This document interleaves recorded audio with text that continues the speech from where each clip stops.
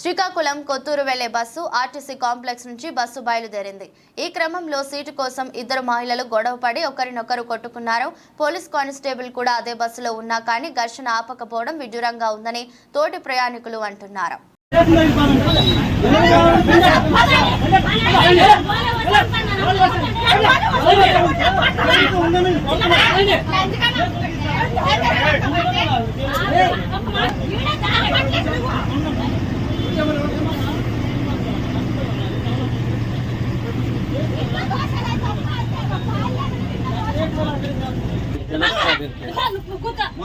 ఆగుతారా ఎందుకు అడుగుతారు?